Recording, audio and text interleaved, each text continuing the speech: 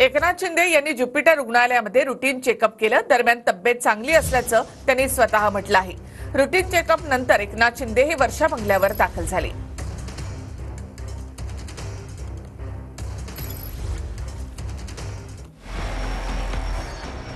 शिंदेंचं Jupiter रुग्णालयामध्ये routine checkup.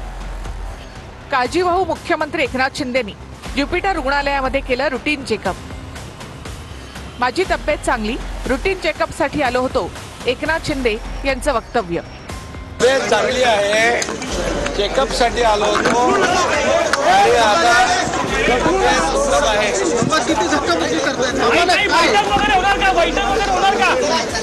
Eknath शिंदेंना ताप आला होता, त्यामुळे ते चेकअपसाठी रुग्णालयामध्ये आले होते, असं डॉक्टरांनी सांगितलं।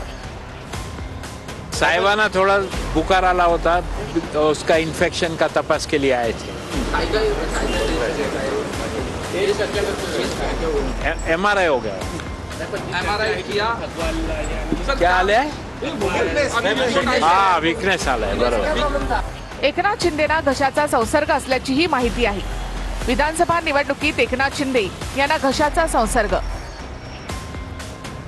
एकनाथ शिंदे यांच्या छातीचा सिटी स्कॅनही काढला। आजारी असतानाही एकनाथ शिंदेंकडून विधानसभा निवडणुकीमध्ये प्रचार।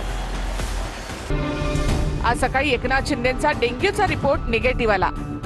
डॉक्टरांनी एकनाथ शिंदेंना पुन्हा आराम करण्याचा सल्ला दिला होता।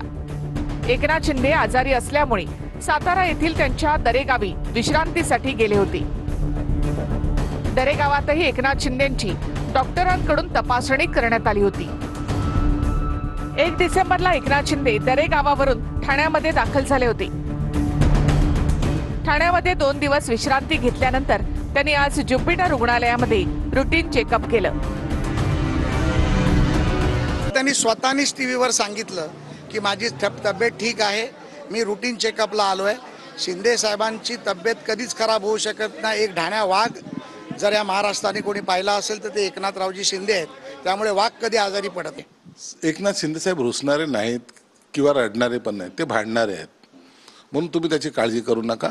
तब्येत खराब होणं हे त्यांच्या हातात नसतं।